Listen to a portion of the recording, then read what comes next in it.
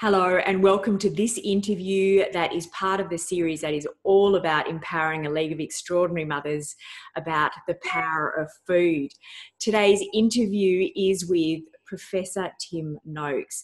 I had a great deal of trouble condensing Professor Noakes' bio into something short, but here's what I've come up with. As a professor of exercise and sports science, Professor Noakes has published more than 750 books and articles. With a keen interest in nutrition, Professor Noakes came across research which denounced current international dietary guidelines as fallacy, and so started on a journey of researching the effects of carbohydrates, proteins and fats on the human body. His research convinced him that high-fat, low-carb is the healthiest option. A finding, Professor Noakes, that landed you in a great deal of hot water with a court case that lasted about 4 years. And we celebrated your not guilty verdict of that just in June of this year. So congratulations and thank you so much for being with us today. Well, thank you for the congratulations, and it's a pleasure and a privilege to be on your show. Thanks, Edwina. Thank you. Look, I think for all of us mums, getting our heads around a very different way of looking at food. We all grew up with the food pyramid, and we've had some changes to that here in Australia, but there's so many differing ideas and differing opinions and absolute seeming experts that have so many conflicting ideas on what makes up a healthy diet. How do we start to wade through some of this? And, can you give us some guidance, please? Yeah, that's a really difficult question. I think what you have to realize that the information we've been given is driven by industry. It's not driven by hard science. Yep. And you have to be very, very suspicious of all the evidence that you're being given, point one. And point two, you have to look around you and you see, are people healthier today than they were 50 years ago? No. And the answer is no, we're in real trouble. Yeah. When I matriculated in 1966, everyone in my class, except one guy, was lean. And all the girls in the community were lean. Yeah. And we thought this guy had cancer because it was so unusual for a young man to be obese. Yeah. And he was literally the only one. Yeah. Today, when I go and lecture at high schools in less privileged communities, obesity is epidemic. And these are girls of 16, 17, 18. And it's really frightening. And then you go down to the local, anywhere in the public, and you'll see, again, this wide range of obesity. And it's really frustrating because we really do know what causes it. Yeah. And what's caused it is a food industry that has to increase their sales 20% each year. And so they have to get you to eat more food. And they do that by selling you highly addictive foods. They know exactly how to get humans to eat more food. Yeah. That's the reality. And it's a global conspiracy. It's not a conspiracy. This is business. Yep. And so they know how to control what science is being reported. They know how to control the key opinion leaders. Yep. So only a week ago, we had this dreadful paper came out from Harvard saying low carbohydrate diet will kill you. And it's the worst paper I think I've ever read in my life. Because first, it's not low carbs, and secondly, they didn't measure mortality, and they didn't show that they couldn't prove causation, that it was a low carbohydrate diet, because the people who were dying had many other factors as well. Yeah. So it's junk science. The industry is now so brazen, and I use the word brazen, that they are getting this stuff published from the scientists they support. They're not even worrying anymore about the quality of the science. Yeah. In the past, they said that we supporting the low-carb diet have got no science, and our science is wrong. Now they've realized our science is absolutely robust.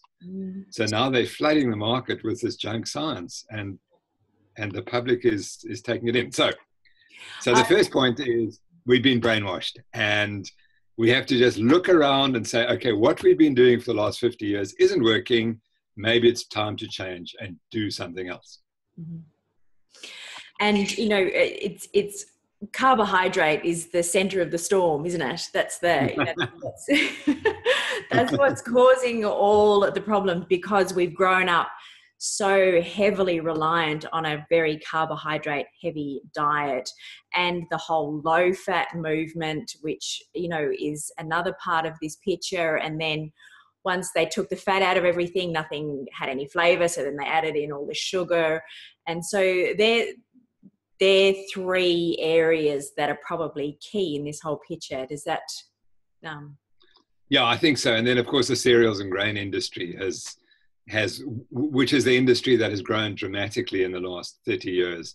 Yeah. And the guidelines were specifically designed to promote the sale of grains from the United States to the rest of the world. And that's essentially what happened. And unfortunately, in South Africa and Australia, we followed these guidelines because we speak English. If we didn't speak English, we wouldn't have followed the guidelines. And people like France and Germany and Switzerland who didn't follow the guidelines haven't had the same problems that we've had. So, and again, it's the sort of the colonial opinion, you know, that America knows best, and so we'll follow what they do, and their scientists are the best, and we're all trying to be like them. And I think that's part of the reason why we adopted them without any thought on the matter. Yeah. So trying to get our heads around what makes up a meal, what makes up a plate now, if we're not, first up, can we talk a little bit about carbohydrate? And we're not trying to cut out carbohydrates altogether and grain altogether. Is that your take on things? Yeah, indeed. We know one of the most important slides I show is carbohydrates, protein, and fats. And I say, well, what do you use carbohydrates for? What's protein for, and what's fats for? And protein has a long list of about 10 things in the body for which protein is essential. Fats probably 15, a list of 15 essentials. And carbohydrate has one. Energy. That's energy. And that's it. Yep. Nothing else. Yep. And that's point one. And then point two, I said that we have no requirement for endogenous, i.e. ingested carbohydrate, because we've got this fabulous organ, the liver, which generates all the carbohydrate we need, and it uses fat and protein to produce the carbohydrate. And that can provide more than enough glucose for the body's requirements. So we have zero requirement for carbohydrate. And if you go back historically, let's go back 100 years, carbohydrate intakes were still low. Yeah. They were probably 25, 30% of the diet. Right. And even in America in 1964, 38% of the diet was carbohydrate and 45% was fat. So fat was more dominant than carbohydrate. And we've changed that. And as we've changed that and increased the carbohydrate intake progressively, we become fatter. Yeah. And we're not saying go back to zero carbohydrate. We're just saying go back to 20 or 30% for the majority of people. So that's the problem. It's a nutrient we do not need. We don't need to eat any of it. We can eat it, and the reasons why we eat it, because we have to get in enough calories, and we can't eat too much protein because that's toxic. So we have to have a little bit of carbohydrate and plenty of fat. And if you don't have a lot of fat in the diet, then you have to substitute some of the energy with carbohydrate. In other words, you can't use protein to substitute. So that's the biology. Yeah. And once you understand the biology, you'll have to ask the question, why so much carbohydrate? And then the second point is that every time you eat carbohydrate, you secrete insulin in high concentrations. And that's the real problem. Yeah. So as a biologist, for me, it's obvious. And when I try to take people, I said, let's not worry about the epidemiology and the history and so on. Let's just look at the simple biology. Yeah. Every time you take carbohydrates, you increase your insulin and you stop burning fat. Yeah. And you become a carbohydrate-dependent animal. Yeah. And as you take in the glucose, particularly if it's refined carbohydrates, you secrete hormones that make you hungry. And within 3 hours, you're hungry again. And the biology is simple. And we don't have to go any further than just look at the biology, and we can explain everything has happened. Yeah. The simpler we can make it, the better it is for all of us. Yeah. Exactly. So you talk about 20 or 30% of carbohydrate. What does that look like in a daily intake of food? 1 or 2 servings of carbohydrate? Can we cut it down and make it even more simple? Like, what does that relate to? Yeah, that might be. So I think that humans can eat between 25 and 200 grams of carbohydrate. Okay. So if you took a 50-gram portion, which might be two slices of bread, or it might be 2 fruit samples, that you can only have 4 of those a day if you're eating 200 grams of carbohydrate. If, like me, you've got type 2 diabetes and you're eating 25 grams, it's essentially the only carbohydrate will come from vegetables, and most of them just leafy vegetables. That's the only place where I get carbohydrate from. Yeah. Okay. And so I think people don't understand how much carbohydrate is in the diet, and it's very easy to get your 50 to 100 grams of carbohydrate without even thinking about it. Mm. Yeah. I think the problem is that humans didn't evolve to count calories. We didn't evolve to work out the nutrient portioning. Mm. We designed to eat food, and that's it. And our body will tell you if you've had enough carb, protein, and enough fat, and you just got to follow that. But once you eat a high carbohydrate diet, that gets all confused. Yeah. And you're never getting in enough fat to really satiate you, so you continue to eat. If you're not eating animal produce, you're eating a nutrient-poor diet, so that therefore you've got to eat more of it to try and get the nutrients in. Yeah. So we don't talk about portion sizes or counting fat grams or calories or whatever. And we just say, eat healthy foods, and just your body will tell you what to eat. Yeah. And we've been doing that for millions and millions and millions of years, as all creatures on the earth have been doing. Yeah. And it's only since the 1960s, when we started eating processed food, that we needed dietitians to give us these long calculations about what we should eat. Yeah. And that simply, it just doesn't follow biological rules at all. Just keeps us very busy concentrating on something that should really just be coming pretty naturally. Yeah, but I think there is going to be a big transition phase for many people, many mums, and trying to feed their families and so on, where they're scratching their heads going, okay, well, if I haven't got a big bowl of pasta to fill everybody up with a bit of sauce to go on it, what do we make the plate look like? And especially, when we start talking about eating fat, when so many of us have grown up with avoiding fat at all costs. I've got my dog that's just going to decide to go have a nutty down here. Excuse the noise. He thinks it's time for a walk. So if we're now adding fat into our diet, what does that look like? Good. So, I think good nutrition begins with breakfast, and you have to eat a high fat, high protein breakfast to satiation. Yep. By the way, we wrote the book, Raising Superheroes, which is, in my view, the best book on nutrition for children and young adolescents that I've ever read. Yeah. We really put an enormous amount of effort into it. Yeah. And it gives all the different options, and also what to feed a child when they go to school, what to put in their lunchbox, and so on.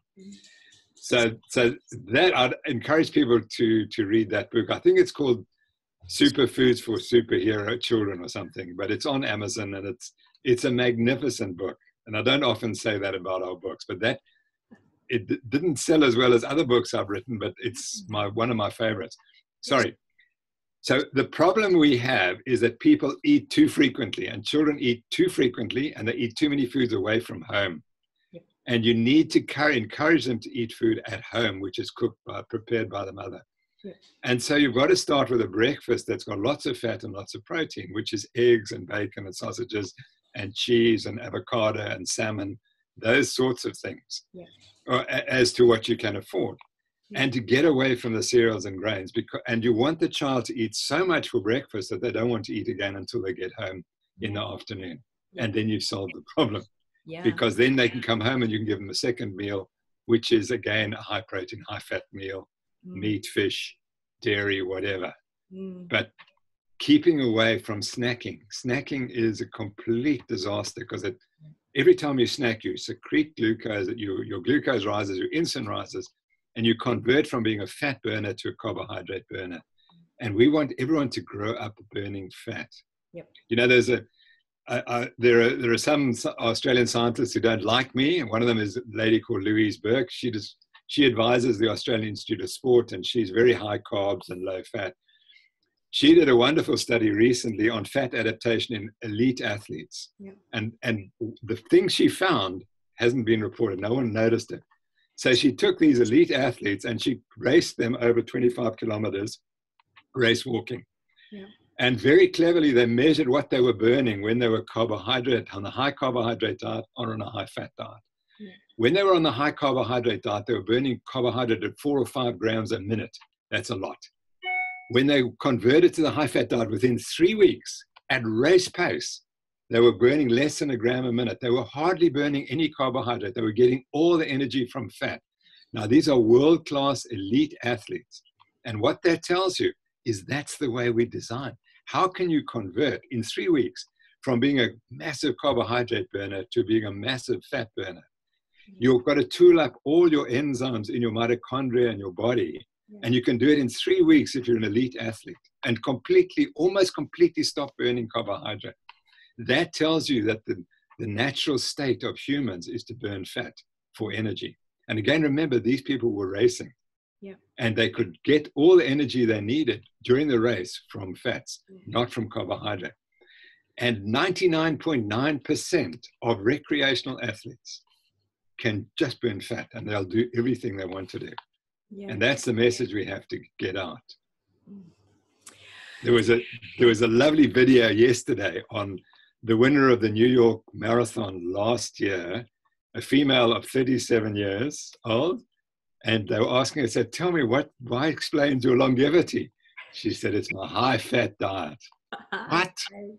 A high-fat diet at 37 and you won the New York City Marathon? How's that possible? Well, that's the future. Yeah. You've warmed my heart a little with the talking about children's breakfast and then not eating when they get home. I've struggled with this because my children stopped eating at school because they got sick of people saying that their food looked weird, carrot sticks and hummus dip, and it didn't come out of a packet, and they've struggled with that, and so they stopped eating at school. So just to give mums an idea, breakfast in our house is a couple of eggs each, scrambled, maybe with some feta cheese, coconut milk, avocado, and then a big salad with a dressing, olive oil and balsamic vinegar dressing, and getting in that protein and fat, and they last until they get home after school. That's what we've done out of necessity, but it's nice to hear that I was actually doing the right thing.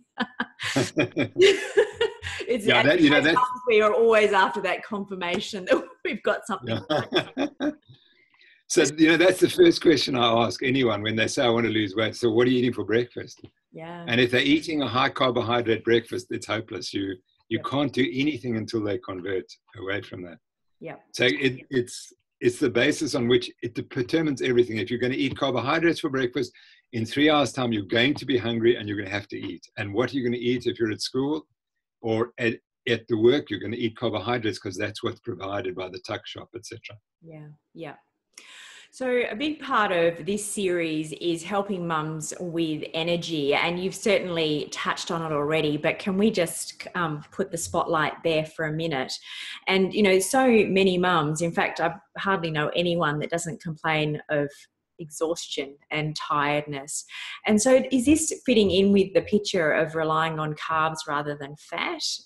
Is that your... Yeah. I think so. And when you're eating a lot of carbs, you're probably eating a lot of sugar, and you've probably got a mild sugar addiction. And so it's like a drug that you run out of the drug. 3 hours later, you've got to have another fix. And that's what I think the problem is. I've been doing this diet now for nearly 8 years. And obviously, as you said, I'm quite well known for it. And a lot of people write to me and everyone says, I cannot believe the energy I've got. Yeah. And that's... whatever it is, it's one of the most remarkable changes that you get. You get away from all this fatigue and this brain fog, and you start to feel just so much better. We can't explain it because we don't understand what's going wrong. But all I know is that the high carbohydrate diet just makes you tired and fatigued. Yeah. And whatever the mechanism is, if it's just sugar or if it's carbohydrates, you really have to experience it to realize that you don't have to be tired all the day. And that burning the fat is just so beneficial.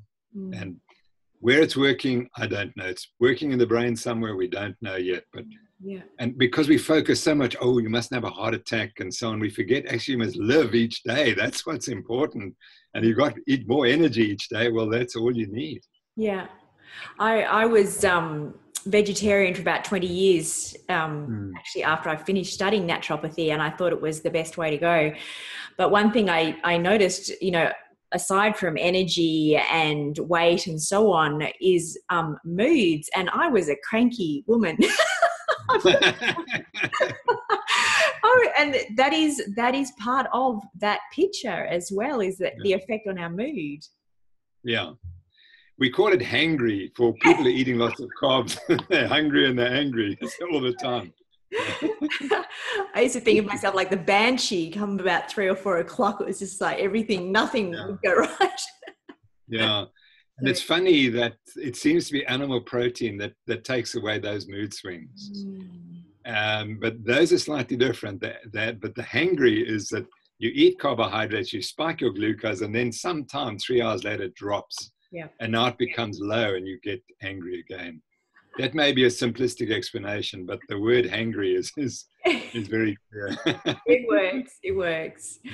So I guess another part of that is, you know, we've grown up with, just to bust a few more myths, we've grown up with this idea that we need to eat, you know, 4 or 5 times a day, if not more, and that, you know, breakfast, lunch and dinner and snacks in between, and then something before we go to bed. And now we're looking at, you know, a great big movement that's talking about intermittent fasting and, you know, much less food in the day. Can you give us some guidance around that, please? So when I converted to the low carb diet, I just thought it's low carb, it's fine. And then the fasting, intermittent fasting, I think became popular about 3 or 4 years ago, and I quickly adopted it, and it's definitely very beneficial. Yeah. And so what I do is I will eat a meal at 8 o'clock in the evening, and then not eat. I usually don't eat breakfast actually until I might have a meal at about 12 o'clock, and that's my fasting period. And that's the easiest way to do it, is just don't eat between dinner and the next morning. Of course, it's difficult for your children. But you don't want children to do intermittent fast. We're talking about people who've got obesity, metabolic issues. That's where, and they want to control their weight. That's where it's really very beneficial. And I think that what you do is by delaying the eating, you reduce your insulin levels even further. Yeah. And that's what we're trying to do. We want a diet that keeps insulin levels as low as possible for as long as possible. And so that the periods between meals must be as long as possible. And I found that I don't usually go to eat fast for 24 hours. I don't see the need for it. But if you're fasting for between 12 to 18 hours a day and just only eating in that other window, that seems to be very, very helpful.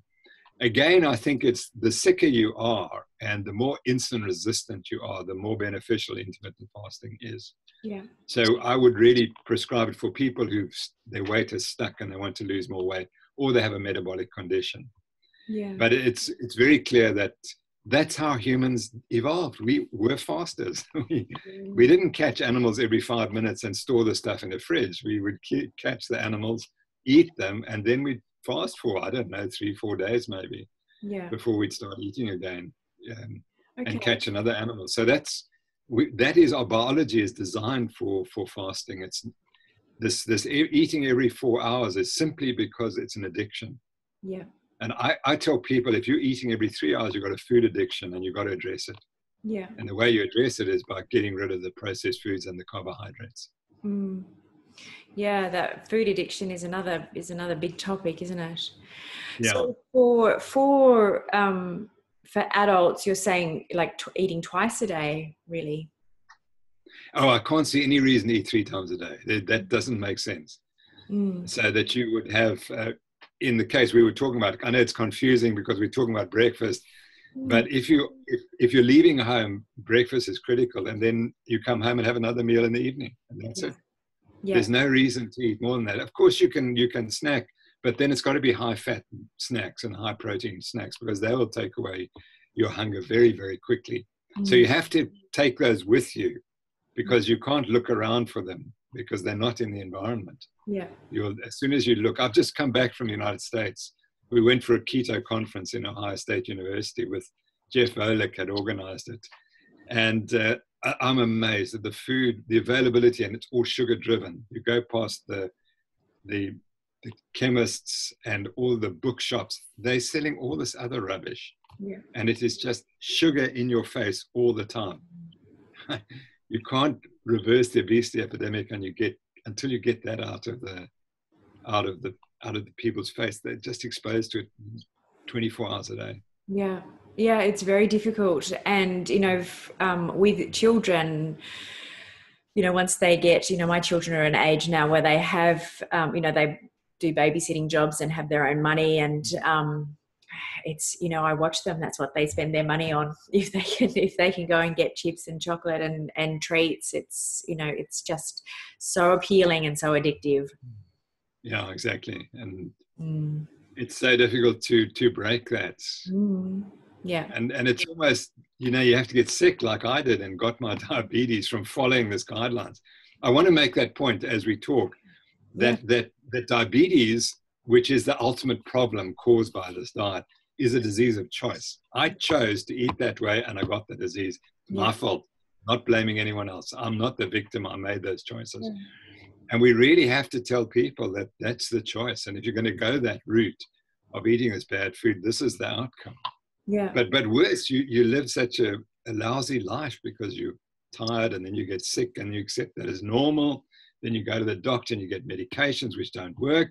Yeah. And no one ever tells you, actually just change your diet and you'll revolutionize your condition. Yeah. Professor Noakes, can you cure type 2 diabetes or just control it? That's a great question. And I think it's really important. The words we use are important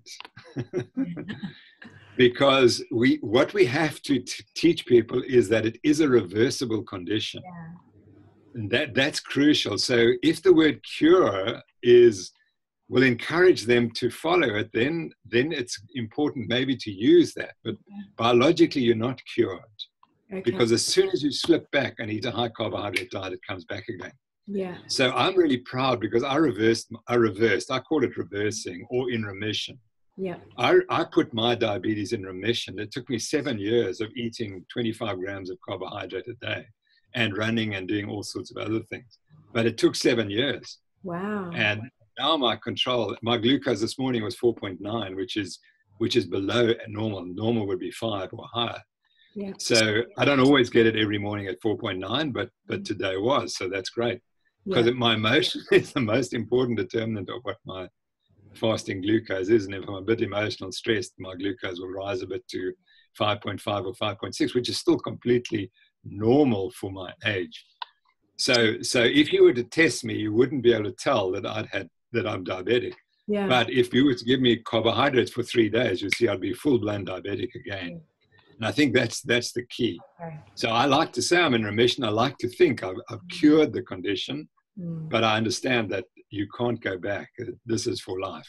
Yeah, okay. But again, the message is type 2 diabetes is a disease of choice. You choose it by what you eat, and you can reverse it by choosing the right things. And, there's a lot of interest in type 1 diabetes, that if you catch type 1 diabetes and you put people on a high-fat diet, the moment they're diagnosed with type 1 diabetes, you can have a much better outcome. Okay. But that needs to be proven. I don't want to give people that hope. Yeah. But it's very clear to me that we treat type 1 diabetes completely wrong. We give them this high-carbohydrate diet. That's not going to help. No. We're not saying a high-fat diet is going to cure the type 1 diabetes, but it's going to make it much easier to manage. And maybe for some people, maybe they won't need to use as much insulin as a result. Before I forget, we talked about intermittent fasting for we grown-ups, and we briefly touched on children. You're saying not so much for the children. So can you just go back to that? Because I know, all mums listening are going to be wanting to have that guideline. Well, for kids. I think that I wouldn't like children to be eating less than 2 meals a day. I think because they need more calories and they're probably pretty active, so they need a few more calories there. I don't think if the child is of a normal weight, there's no need to restrict calories. That's the key. If they're obese, then intermittent fasting it becomes important, because I think you must address obesity in children early and not get it fixed. and also that their self-esteem will rise. I've had so many reports of young women who have lost weight, and it's completely changed their lives. And from the age of 13, 14, 15, they're aware that they're different, and so we have to help them. And the key is we know what to do. And again, that you've got to just convince the child this is the choice. You can be fatter and eat these foods, or you can be thin and eat these foods. What do you choose? I don't know what the statistics are in South Africa at the moment, but in Australia, I think they're saying by the year 2020, 8 in 10 children leaving school are going to be 80% overweight or obese. That's pretty scary. No, that's right. And then that becomes the norm. And I think that's why I'm so fortunate, because I grew up in an era when everyone was lean. And so we have a standard which is different. But today people, and the standard is 10 kilograms heavier than what we used to think was normal. And the next generation, it will be 15 kilograms heavier or whatever. Because I think a very important point for mothers is obesity begins in the pregnancy, during the pregnancy. That's terribly important. It's what the mother eats that determines the outcome for the child. And the more carbohydrates she eats, the more insulin she secretes, the more glucose she provides to the baby, to the fetus. And the fetus has to secrete insulin, because if the mother's insulin doesn't cross the placenta. So the fetus, every time the mother eats carbohydrate and her glucose spikes, she exposes the baby, the fetus, to a high glucose. And the baby has to secrete insulin. And so it produces its own insulin. It becomes insulin resistant already in the uterus. And so when it's born, what happens? We wean it onto high carbohydrate diet. So the insulin resistance just gets worse. And and then there are epigenetic effects where what the mother ate influences the gene expression in the fetus and the baby to become fatter and more insulin resistant. So every generation's getting worse. I actually heard that it's, is that correct? That it's actually 3 generations. So every woman carries 3 generations in that genetic makeup. So what my grandmother ate is actually playing a role in my health now. Absolutely correct. And now I read a paper yesterday, again, it's the males as well. The male protein intake is influencing the sperm quality, and that's influencing what happens to the baby as well. So there's all these effects which we're only beginning to start to realize now. And that's where we're hearing we're looking at the first generation that's going to have a shorter life expectancy than their parents. So, and people don't understand that. And despite, in the United States, I don't know what it's like in Australia, but you've got this huge increase in costs of medical costs, and the life expectancy is dropping. And I mean, so therefore, people have to understand, you can't buy health. You can't medicate health. Once you're sick, the doctors can't help you. The medication they're prescribing aren't going to help. And we have to stop. And we've got to understand that we're accountable for our health. And it's what we're eating is the single most important determinant. And what exercise we're doing is the second most important. And then we've got sleep and stress and all those other things. But it's all, there's no magic pills. I actually love that that's the solution. I love that it is so straightforward. And, that's what this series is all about, because I feel like we've grown up in a time where we've outsourced our health to experts, and they've, in a lot of instances, let us down. And now I think as adults, as mums who are raising this next generation, we are enormously empowered, because all this information now is you just have to hop on your computer, and there's so much stuff now that we can, but we've got to cut through that confusion. Exactly. I worked with a very famous coach, and he said, there was sports before video analysis and after video analysis. Coaching did change. The moment video analysis came in, coaching changed. And it's the same with the internet and social media. They've completely changed medicine. There was medicine before the social media, and there's medicine afterwards. And unless doctors understand it, they're just going to become irrelevant. We're going to be getting all our medical care on the internet in future. And it's literally 5 years away. That we're not going to be going to doctors to get information. I think education across the board is looking like that, isn't it? Yeah, that's a good point. Very good point. Fantastic. Professor Noakes, I feel very sad that I have to wind this up. I would love to just keep talking, but I know that you have an offer for our audience, a webinar program that you run. Could you tell us a little bit about that? Yeah, what we realized about 6 months ago, that I have a foundation and all the money I raise from talks like this or whatever, and the books I write and so on, I give to the foundation. And we realized that there were a couple of things we had to do. One was to fund research into high carbohydrate, we had to fund studies of low carbohydrate diets and help with the science there. Then we realized that the real problem in South Africa is the poorer people. They're eating the worst foods and they're the most sick. And we have to provide foods that are affordable but healthy. And so we have an Eat Better South Africa campaign. And then we realized that every doctor who converts to this diet changes tens of thousands of people's lives, because then they become advocates. So we said we've got to target the medical profession. And we've developed the Nutrition Network, which is a platform to educate doctors on how to prescribe the low carbohydrate diet. And we have webinars and other lectures on our website. Yeah. And so that's what we'd like to offer people, the participation in that program. Lovely. I'll put a link to it under this so it's easy for people to get to and to find. So thank you so much for this interview. And I know that there's going to be lots of people that will seek out more information from you and your wonderful books. And links to all your books and everything are on the Noakes Foundation website, is that? That's correct. And also there are links to the information I provided in my trial.